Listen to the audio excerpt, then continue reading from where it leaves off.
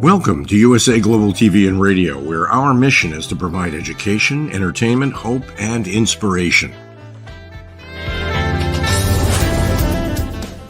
USA Global TV and Radio connects you with experts and audiences all around the world every single day to help you succeed in business and to live a richer life. Visit us at usaglobaltv.com to learn about career and life-changing training and mentoring programs like the Listening Mentor. Subscribe to our newsletter to stay informed about our special programs and offers. Discover how you can become a guest on one of our shows or a host or producer of a USA Global TV and Radio show of your very own. That's USA Global TV and Radio, where the doctor is always in.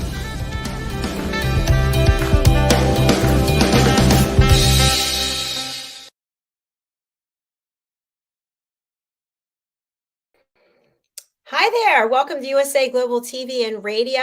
I'm Dr. Jacalynn KERBECK, and you are? I'm Justin MIRIGLIANI. Good to see you, everybody. Nice to have you with us today, everybody who's watching or listening, whether it's on the live or the replay. We are doing Take Steps, June 25th at Lincoln Financial Field, and Justin and I, work together on this show to celebrate the CROHN'S Colitis Foundation, right?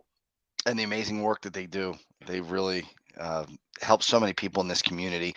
And it's such an underserved community when you think about it, because people don't talk about these diseases because they're not fun diseases to talk about. They're, a lot of people think they're bathroom diseases, but we've said this before on many other shows. It's a lot more than that. It sure is. Kind of a funny segue. I went to the drugstore to pick up my prescription. And one of the two prescriptions that I pick up, it actually just happened right before this. It comes in a big old box, and there's 4 boxes, and it's a big bag, and it won't even fit through the window. And of course, when I go to pick it up, they're looking for like a little basket. I'm like, no, it's the big boxes somewhere. So, everyone's like, oh, what could it be? And I actually just feel like it's Christmas because it's given me a new lease on life. So as embarrassing as it might be, it's a lifesaver. Yeah, I mean, it's amazing how far they've come with medication over even the last 10 years, really. It's gotten better and better. And I, from what I could tell from what I hear from doctors is I don't think they're really close to a cure yet, but I think it's getting to the point where it's going to not be as restrictive as it has been for a lot of people. For myself and Dr. Jacalynn, you've mentioned this before, it can really put a crimp in your style. You have trouble doing things that normal people do, like having a day on the beach. I mean, when you have Crohn's or colitis, the thought of being on a beach with the potential not to have a bathroom anywhere near you is frightening.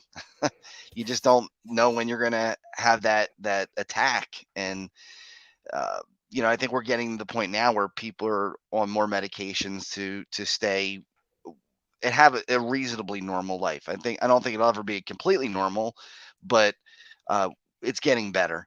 And certainly in my case, when it was really progressing into colon cancer, I think now with the medications, I might never have gotten to that point. We might have been able to stop the inflammation long before it got to that serious of a point. So, we're moving in the right direction.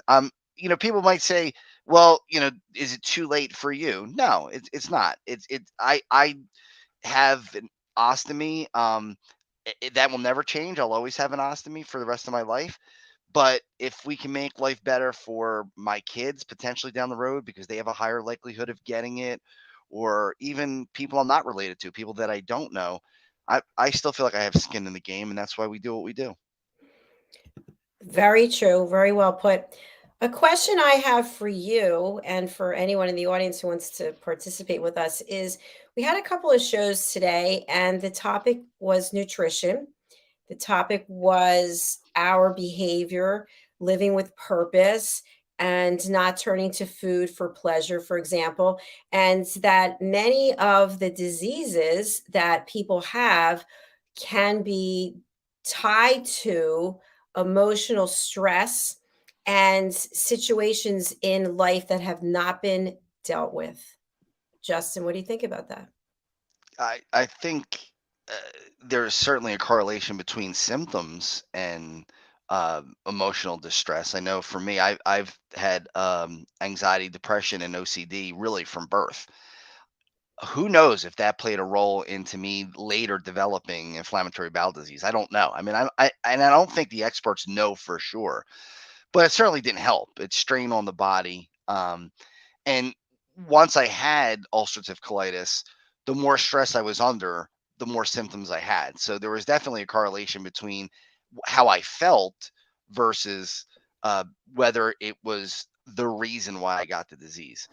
So, I mean, does it matter at that point? I mean, if it, I think what matters most is that if you are unable to control your stress level and you do have inflammatory bowel disease, you probably will have worse symptoms. It just seems to go hand in hand.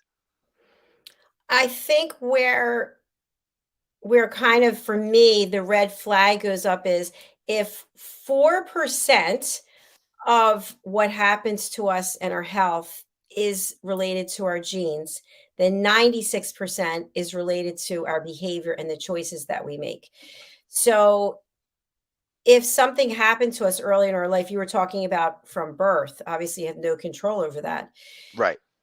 I kind of get my back up a little in that somehow I willed the disease on myself because I didn't address something in my life, as opposed to I was genetically predisposed or it was the environment or whatever it was. It was really my fault, is what I take away from what I hear a lot of these people talking about. When I say these people, I'm talking about experts in alternative medicine or holistic medicine or coaches or mentors who study the human body.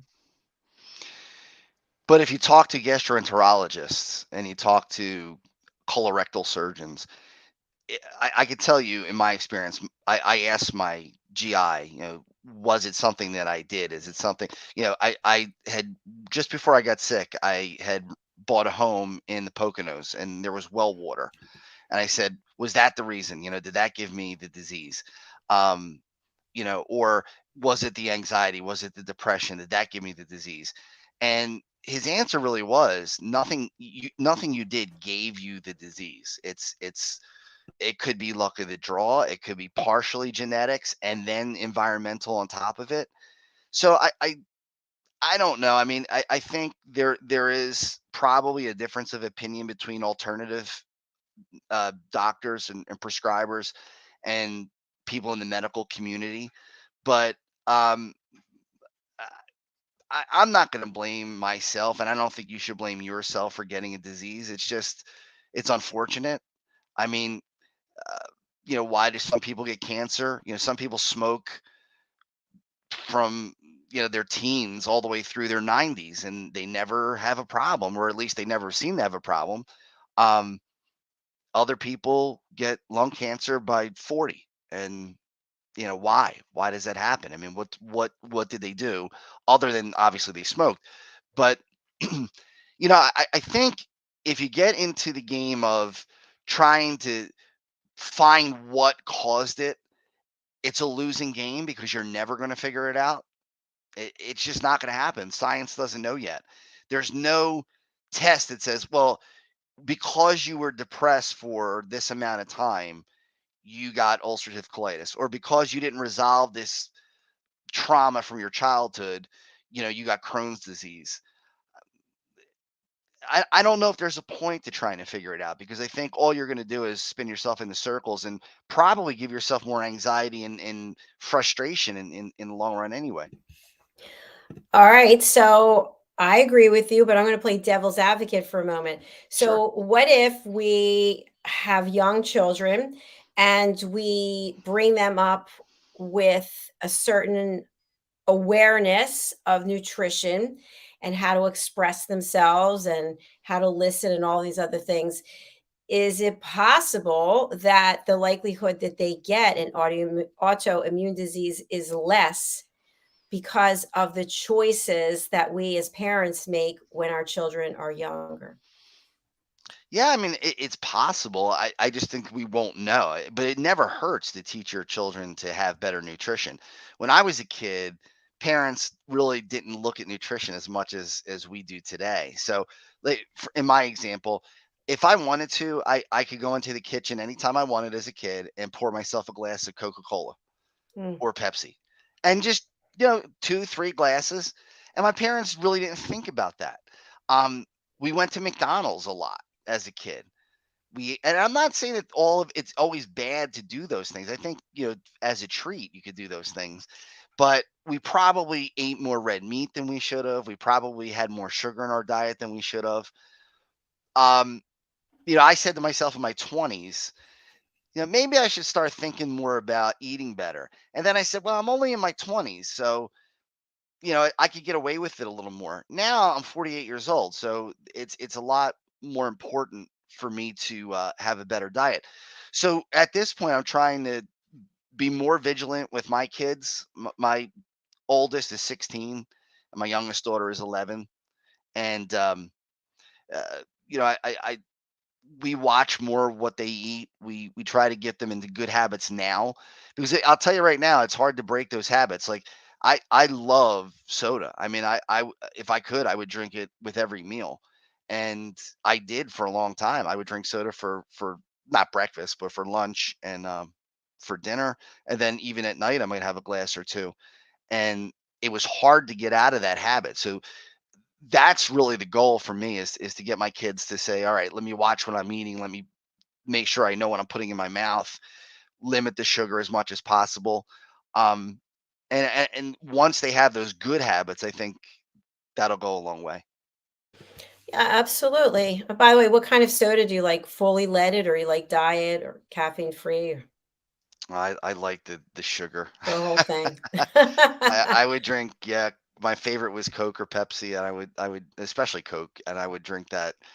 you know, like I said, I mean, sometimes I would, on a weekend, let's say, I would go into the kitchen and pour myself a glass every hour. I mean, it didn't seem like it was a problem, right? It seemed Mm. normal. And my parents drank soda too, because they were never brought up to think that sugar was that bad for you. I mean, yeah, it rotted your teeth, but if you brush your teeth, you'll be okay. Well, it turns out that it's not that cut and dry. Someone I live with has about 5 Cokes a day. Really, Yeah, day after day after day. It's interesting, and I don't think I've had a soda seriously in 30 years or more, really. and yet I'm the one who has the illness. It's so crazy. But It's that's like, my point there. How do you know, right? I mean, do you ever hear about that guy that he in McDonald's, I think, did a special on him because he eats a Big Mac every single day of his life? this is a recent thing, right? Not the guy from years ago. I heard about it a while back, but I don't it might be somebody, they might have brought Somebody's it up doing it again recently recently. on Every TikTok. day.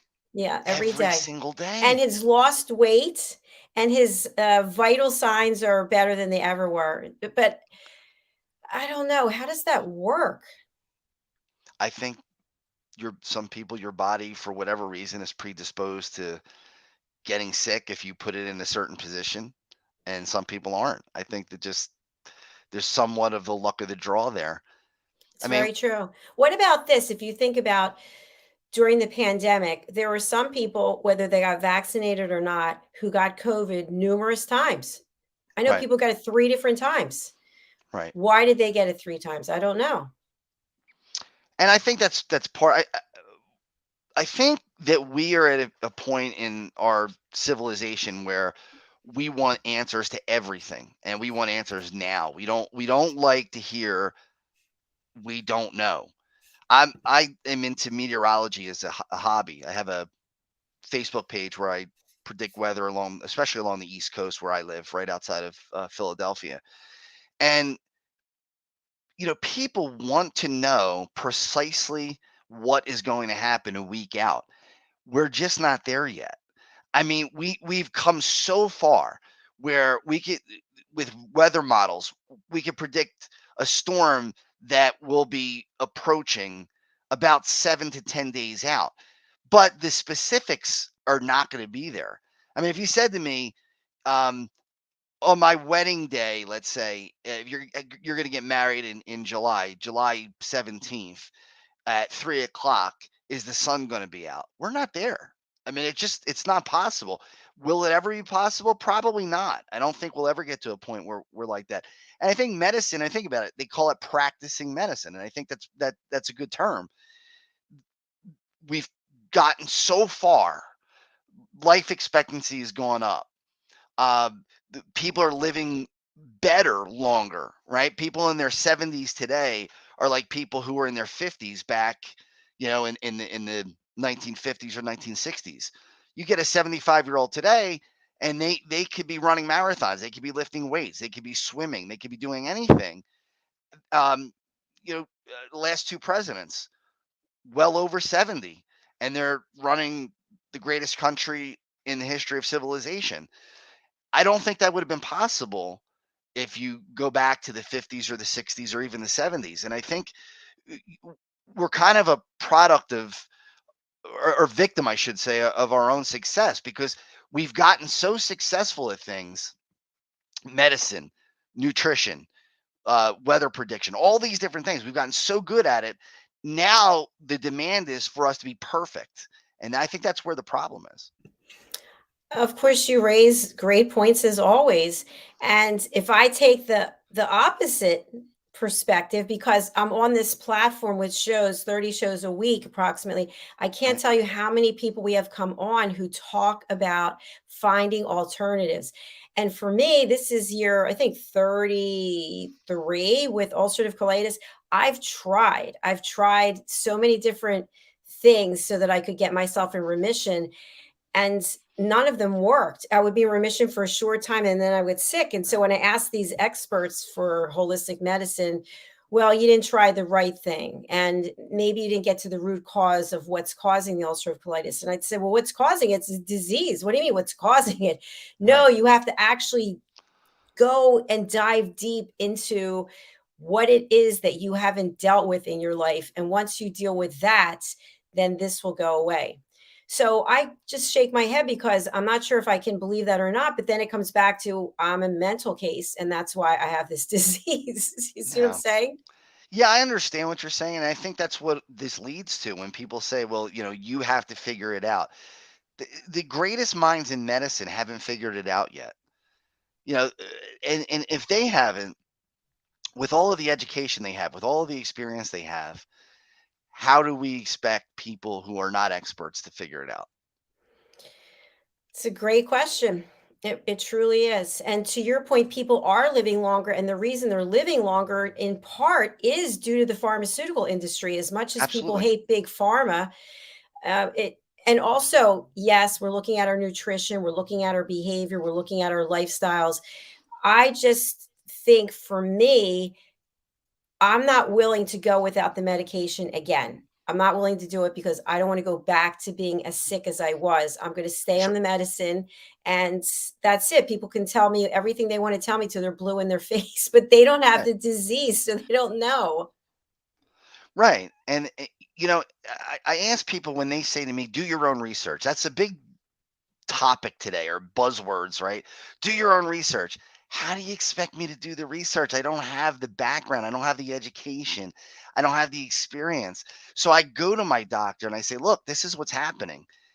You know, when I had high grade dysplasia, which is a precancerous situation in the colon, precancerous cells in the colon, um, my GI, who Dr. Prieto, just a wonderful, wonderful man, and really saved my life. Uh, you know, I didn't like the words that he was saying when he said, "Look, you're going to have your colon removed and you're going to have an ostomy." I would love to have said, "I think you're wrong, and I think I could beat this with some kind of, you know, Seaweed. It was seaweed." I seaweed. took that. I Seaweed. took marine You did. phytoplankton. Yeah, I did. I What tried what it. happened? I mean, I had some benefit, but certainly not enough. And I never came off the medication. I never went into remission. But I mean, I did not want to hear that I was going to have an ostomy, but I accepted that this man knows so much and he's telling me for my own good. And I always ask doctors, if it was your son, if it was your daughter, if it was your husband or wife, what would you tell them to do? And if they say, look, I would tell them to take this medication or have this surgery. I mean, who am I to say no? Right. I liken it to a mechanic works on cars for years and years and years. They know their cars. They know if you need a carburetor, they know if you Right. need new shocks, they know. But yeah, you might have someone who is not a mechanic, but has put flooring into cars. I'm just using a ridiculous example, or No, they no, put no. in Yeah, steering wheels and then they all of a sudden now they are an expert for what the car needs, what the driver needs in the car. And I feel like if you are a gastroenterologist or you are a surgeon, this is what you do every single day. And you do it because you want to help save lives, you want to educate people, you want people to feel better. And all these alternatives, I'm willing to give them a try. I mean, I'm on a sure. supplement program right now and my nails are really good, my hair is really good, but I'm not going to take a chance and go off my medication. And if you ask your doctor, I think you get the same advice that you just said. He or she is going to say, don't go off the meds because the alternatives are not proven. Um, they may help. And my doctor, again, he said, yeah, you could try some of these things. He said, I'm not against alternative medicine. He said, but I'm not going to suggest that you go on to alternative medicine and just get rid of all the pharmaceuticals. Right, right. But there are people who do. There are definitely people who say, I'm done with this. Some of them get really good results, and then some are worse off. So I think I really want to circle back to the Crohn's Colitis Foundation because Sure. the work that they do, and we know some of the employees, they work tirelessly. These events that they put together, it's a lot of work to put together an event, first of all, and for thousands and thousands of people at a major stadium. You can't control the weather. We saw last year it was a Right. disaster in the beginning, then the sun came out. Justin, we have some team members who have joined us. I have the link here if people want to join Dr. Jacalyn's Colitis crew or they want to make a donation or both. We would love that.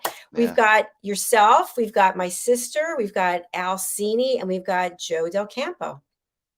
Oh, Joe joined. Okay, great. Joe joined. Yeah. That's So awesome. we're going to be broadcasting live from Lincoln Financial Field. And for people who Yes. aren't familiar with that, why don't you give us a little bit of background? Because I know you're a football junkie, right?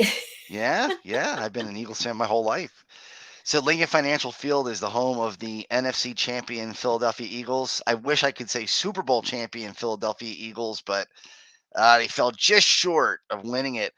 But last year was so fun just to go onto the field and see what it's like to be down on that field. I think the stadium holds like 47,000 people, so or almost 50,000, yeah, somewhere around there.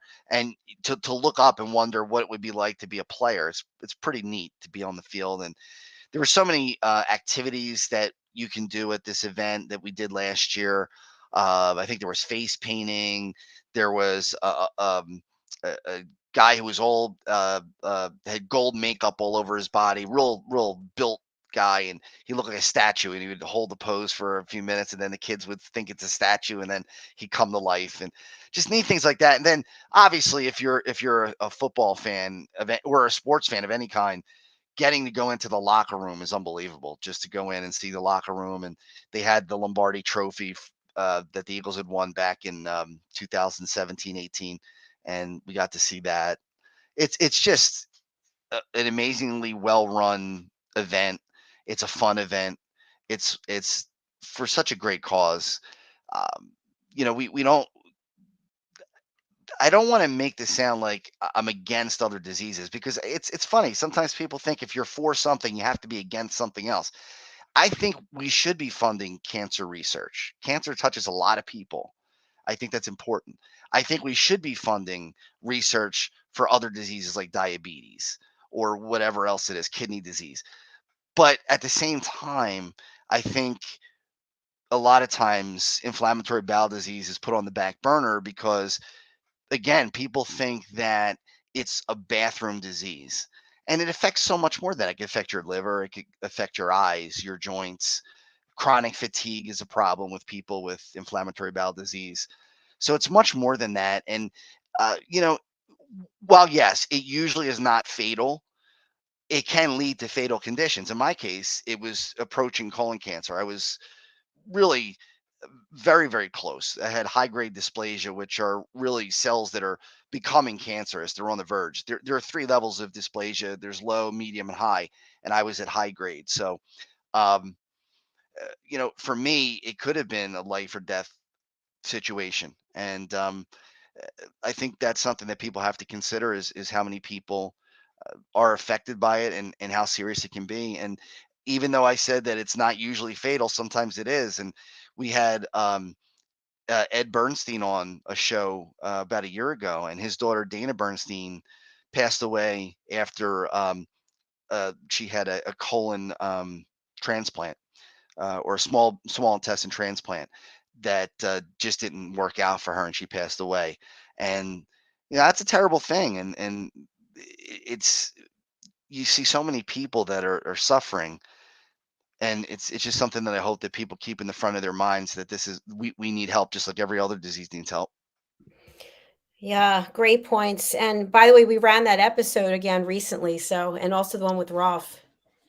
That was, Yeah, yeah, that was so people can find it over on the he's a YouTube special guy. channel. Definitely. I happen to have a flyer here. I'm just going to spotlight myself for a minute. Yeah. This is a flyer for Take Steps. We're going to look at the website, but you see the theme is Journey to Mount Remission, June 25th, 2023. And then you see you get to explore the field. There's live music, Camp Oasis Center for children, face painting, so many wonderful activities for you to do while you're there. So not only do you get to walk around inside the concourse, you get to walk around the field, and when you raise as a team $5,000, you get to take a tour of the locker room. So that being said, I'm going to share Mhm. my screen so that we can see where our team is. Drum roll, we haven't moved from 587. Ah, I'm very happy about the 587, but Justin gave a good portion of that, and our goal is 7,000. So we discussed this last week. People will say a couple things. One, uh, I don't want to give $25. I mean, I would give $5, but it's embarrassing. So I'm not going to give it. I don't want my name associated with the $5. Give the $5 and put anonymous. right, Just right. do it. We need the money. And then the other thing is, I'm not so sure that the money's going to go to the foundation. Well, Oh, we know.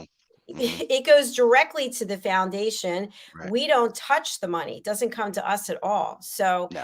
we really do need your support. And again, this event is June 25th. Today is March 16th. We have plenty of time for people to reach into their pockets, write a check, get their credit card out, and really help support us. And again, you're welcome to join our team and have that experience, as we're going to be broadcasting live from Lincoln Financial Field. Yeah, that's a lot of fun too, to be able to do the show at the same time. It, Yeah, it is. you're right. I think that people sometimes feel like, my $5. Oops, sorry about that. My $5 is Someone's calling not. with a donation right now. Yeah, that's right. Yeah, it's like a telethon. Yeah, exactly. Yeah, I mean, some people think that $5. What can we do with $5? Well, if 1,000 people put up $5, it's $5,000. I mean, it's just that simple. It doesn't have to be money coming from one particular source at a time. It could be coming from many sources in small chunks. And that's usually how it works. Justin, that's such an important part, because this is another thing I've heard people say, oh, let the rich people give the money. I mean, come on. It's If you think about how much money, I'm just going to give an example. Okay. I don't drink coffee. How much money do people spend on a coffee? They're grabbing a coffee. I don't even know what they cost today, but Probably like there's $7. $7 for a coffee. Probably something like that. Amazing. I've got this drink that I drink here. I'm not going to show what it is. Okay. Passion fruit green tea. This is $3. Okay. $3 for this little Yeah, luxury item. I mean, don't have one or two and give the money as a donation. right. You know, you can find places to make it work. And I truly believe that, I can't say all of us, but many of us know someone, whether it's an arm's length away or immediate family member or friend, who has one of these diseases. Right. And but for the grace of God, there go I, right? So you Exactly. never know. I mean, you could be the disease doesn't just attack young people, although that's where it's attacking the most right now, right? Hmm. Under 18 is where about up to 18. So it's really starting to grow And, again, you wonder why. I mean, is there something, is it in GMOs? the Is it, air. yeah, Yeah. is it something that we're breathing in? Is it something, who knows? Who knows? But uh, that doesn't mean it only affects people who are in their teens. It affects people all throughout different stages of life. There are people who never had a problem before and are in their 60s, and all of a sudden they have some issues and they find out they have inflammatory bowel disease. It's unfortunate that that happens, but that's why it's a problem for all of us. It's not just one segment of the population. Um, wouldn't it be nice if kids didn't have to worry about this? Wouldn't it be nice if we could say, you have this chronic disease, we might not have a cure for it, but we're getting to the point where you could go in long term remission? Instead of a kid having stunted growth and having to have the embarrassment of running to a bathroom over and over and over again in school, or even worse, having accidents. Most people who have inflammatory bowel disease know what I'm talking about, where you can't make it to the bathroom and you have an accident. We've all done it, and it's got to be. I hated it when I was in my 20s and 30s. I can't imagine what it would have been like as an 8-year-old or a 12-year-old, and having to have that issue. There's a stigma, and I can't help but think about a kid uh, who I guess it was like 3 or 4 years ago, actually committed suicide because he was being made fun of because they knew he had a bag and he had Crohn's disease, and he just felt worthless because of this disease. So it affects people not only physically but mentally. And this poor kid lost his life because of a disease that he couldn't control. It's just heartbreaking. It It is. is. It is. And when you think about someone being diagnosed at 70 or someone being diagnosed at 7, that Mm. 7-year-old has all those years they have to go through life with that. And as you and I both know, what it does to you mentally, it's hard to describe actually. It is. I mean, think about all the things you passed up over your lifetime since you've been diagnosed. You said 30 Mhm. some years, 33 years. 33. So in 33 years, I'm sure there were times that you wanted to go for a run, or you wanted to go to the beach, or you wanted to go to a party, and you thought, "Oh my goodness, there's going to be 50 people at this party, and there's 2 bathrooms. I can't go to that party because It's if those bathrooms are used, I'm done." Wait, Right? Justin, let's just talk about this, and we're not gonna go into details. It's in addition to them having the bathrooms, who wants to actually go there and do that in that bathroom? Because you got people it's just not it's not. Right. So, I am really lucky in that I live in 2 different places that are near the beach, and I haven't gone to the beach in years because of the situation. I can't go. Even when I'm in remission, I can't go mentally because I could who knows what's going to happen. Right. So it does a number on you. And I think there's a commercial, but it's really spot on. The person is looking at a calendar and there are some things that were on there and they can't go. They can't go to this, they can't go to that, they can't. And it just does a real number on you. And then what I found was people who you were close with as friends, they just stop asking you because Right. they just know that you have an issue and that you're not going to be that much fun anyway. Yeah. Yeah, I know Yeah, that's even worse. I mean, when people don't understand and then they don't have your back when you really need it. it's so true. But then they're not real friends, right? That's true. I'll tell you, one of the worst things for me was when I got married. I was right after, it was 2004, and I got diagnosed in the end of 2002. So virtually, I think it was December of 2002. So it was a little over a year since I had been diagnosed. And when I got married, I was wearing adult diapers under my tuxedo. And it's a shame, but throughout the ceremony, I couldn't help but have the thoughts of, what if I need to go? What if I have to leave the altar? If I have an accident in front of all these family and friends? What will it do? Will it ruin Amy's wedding day to have this terrible thing happen? Now I got lucky and I didn't have an accident or a problem, but it was still on my mind. It's a day that I should not have been having to think about anything but getting married, but instead there were things beyond my control that I needed to that preoccupied my mind. And that's I'll always look back on that as a bittersweet thing, because obviously it was wonderful to get married and she's the love of my life, and that was a great day. But there is some bitterness when I look back and think of what I had to worry about that day. It's something that I wish I didn't have at that time. Oh, I didn't know that story. I'm sorry. I mean, it worked out, but there's always that part of me that wishes I could have enjoyed the day more if I wasn't so concerned. Well, guess what? Maybe you should have a second wedding. There you go, right? I'll have to talk to her about that. Hello, Amy. I just have an idea for you. So, I think as we come to the end of our program, what I really want people to take away is that if you are diagnosed, if you know someone who's diagnosed, there is help, there is hope, there is inspiration. And I would just ask people to consider getting involved with the Crohn's Colitis Foundation. I mean, I'm a volunteer. Okay. I'm not getting paid. Justin's not getting paid. We're here out of the goodness of our hearts because we truly believe in what the foundation is doing. And we truly believe in helping other people see that you can have a life, you can find happiness, you can be fulfilled. You just have to trust in your doctors, your care team, and also the Crohn's Colitis Foundation. Absolutely. And again, I think it's important for us to stress that don't ever think that you did this to yourself, that you're did something bad, or it's a punishment, or some people might believe God punished you for something that you did. It's not that. It's not that. It's just, some people get lucky in life and everything comes up roses all the time, and other people don't. And you know, um, why do people get in car accidents? Was it something that they did wrong? I mean, sometimes it's beyond their control. Exactly. And I think also that old expression, if you throw your problems in a pile and somebody else's, you're going to walk away with your own, because when you see what else could possibly happen to you. So we are inviting you watching, you listening, to join us June 25th at Lincoln Financial Field.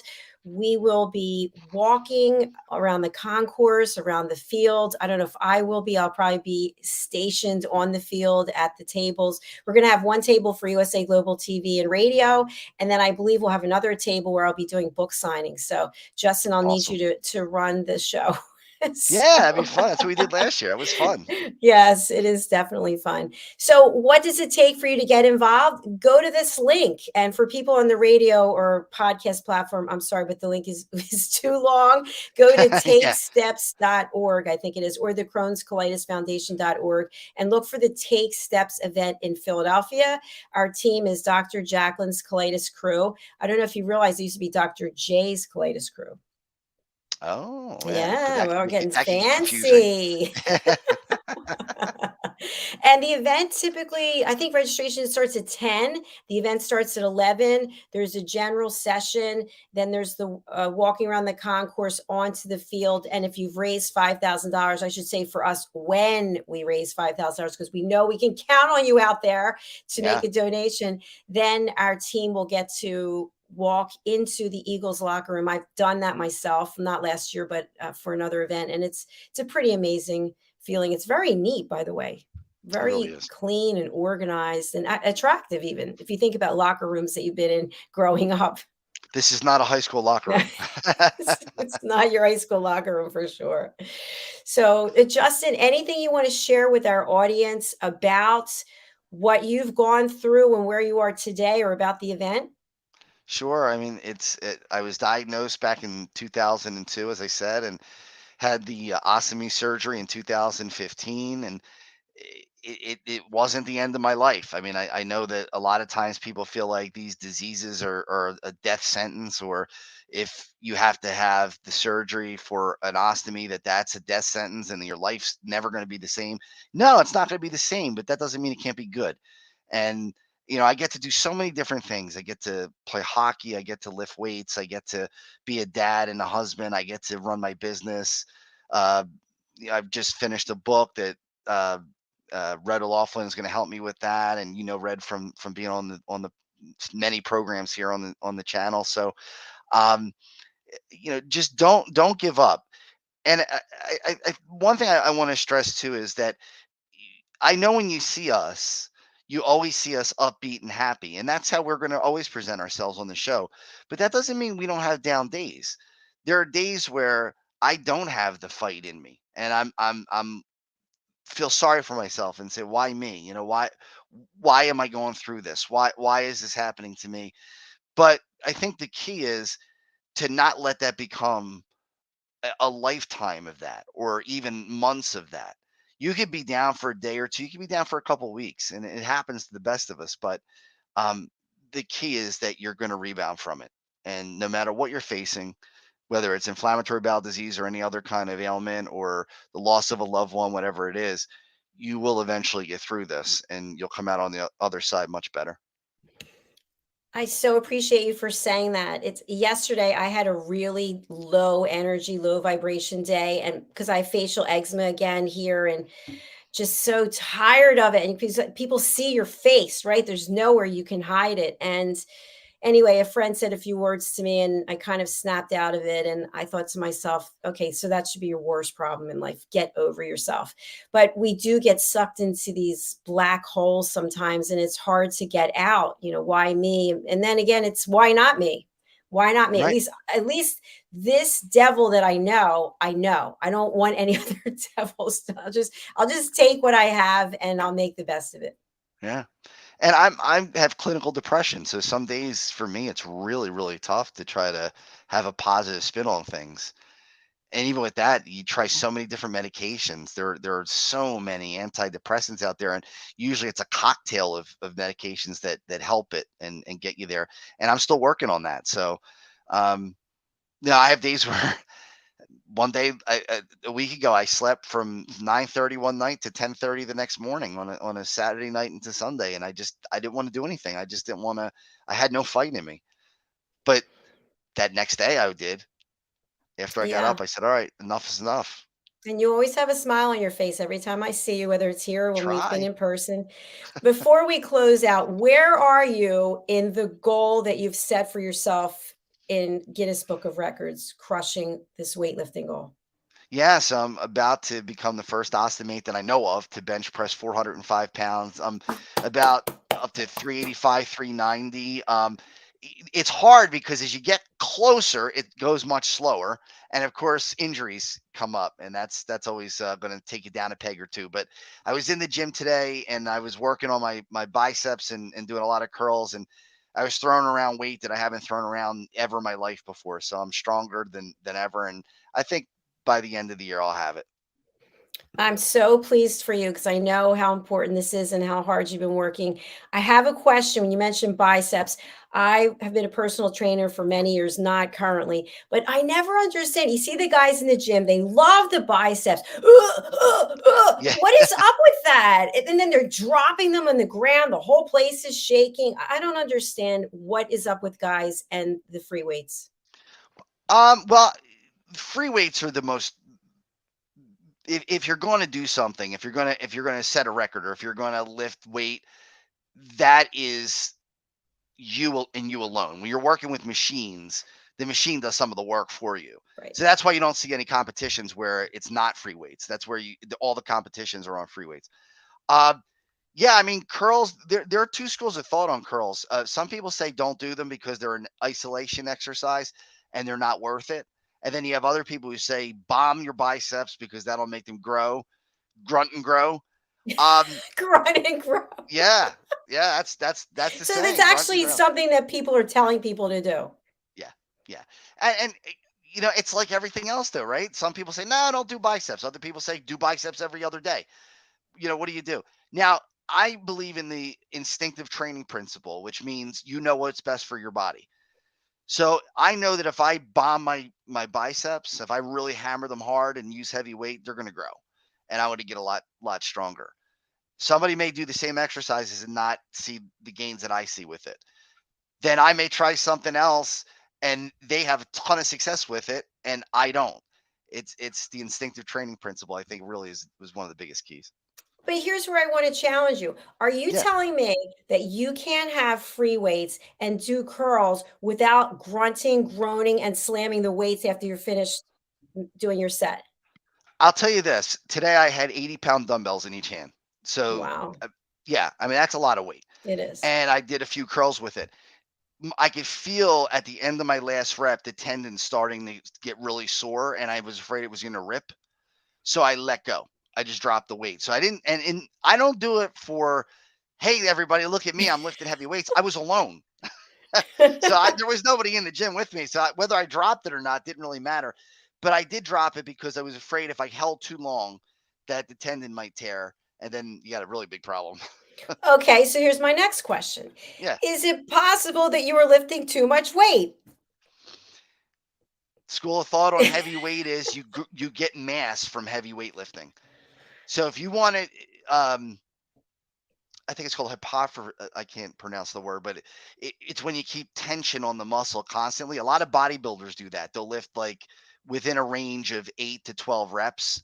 Whereas a power lifter, if I'm going to try to lift on the bench press, I do what I can do maybe 1 to 3 reps. So I load up the bar with like 340 and then do like 4 reps with it. So I keep the rep range low because I want to grow mass. Okay, that makes Yeah. sense. That makes So it sense. depends on what you want to do. I just feel like in regards to that and anything else, I feel like if you breathe properly, you can use your breath as a tool to help you get the next rep. But when you start making unknown animal sounds, I don't feel that that is actually helping you do what you have to do. If you breathe in through your nose, breathe out through your mouth, if you use your breathing as a discipline, like we do in meditation or runners do or anything else, it always I shouldn't say surprise me, but we've got tennis on here. Seems like 24 hours a day, and you hear some of the tennis players, "Ah, ah," like why do you have to make those noises? Just breathe properly. And I don't know, is it me? No, I think there's something to it, but I will tell you, if you ever watch like a powerlifting competition, and especially the deadlift where there's a lot of internal pressure, I mean, these people you'll see their nose start to bleed. Some of them have ear bleeding because the pressure is just so immense. They have so much power. Um, so you better believe when they're done, when they're out of gas, they drop the weight.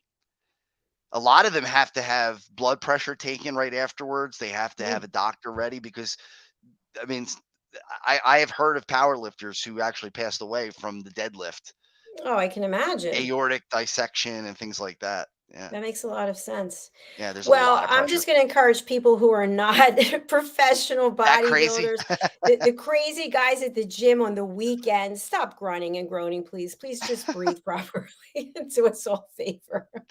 I don't grunt much, but I do drop weights. I definitely drop them. Watch out for feet. That's all I have to ask. Yeah. Justin, tell people what it is you do when you're not here with me on this platform and how you can help them. Yeah, so I'm a corporate instructor. I train people on the Microsoft applications like Word, Excel, PowerPoint, Access, Visio, Project. I also do soft skills classes, things like project management, time management, leading productive teams, empowerment. So if you're looking to grow your company, or if you are looking for a new job maybe and you want to have some more skills to put on your resume, come to me. I'd be happy to train you as a one-on-one. I do corporate training where I train up to 16 people in a day. Usually they're full day courses. And my website is www.justforyoutc, all spelled out, JUSTFORYOUTC.com. And the other thing I do is I run a charity to help support the Crohn's Colitis Foundation. It's not affiliated with it, but I help support them and the United Ostomy of America. And we're going to start up again now that COVID is hopefully behind us. Celebrity NHL hockey games to raise money and awareness for inflammatory bowel disease. And that is www.checkmatescharity.com. You can email me at either one, Justin at justforutc.com or Justin at checkmatescharity.com. Thank you so much, Justin. And by the way, I forgot to mention that our guest couldn't make it today. So Robert Zellingson was unable to be here, but he'll be here on a future show. So Thank Looking you, forward to Robert. it. We look forward to having you. So one quick announcement before we go. We are at USA Global TV and Radio. We are hosting our very first retreat. It's going to be in Southern Florida, and it's going to be in October, and it is by invitation only.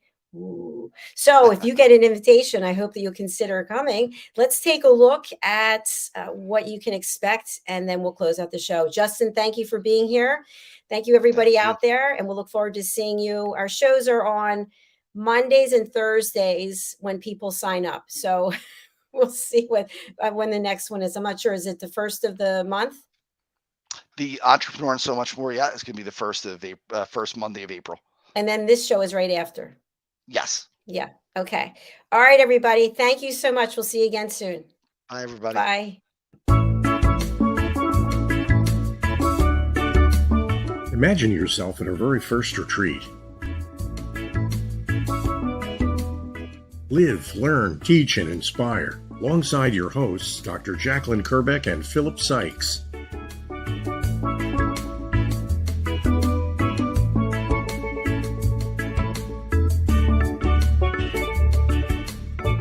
In partnership with USA Global TV and Radio and the British School of Excellence.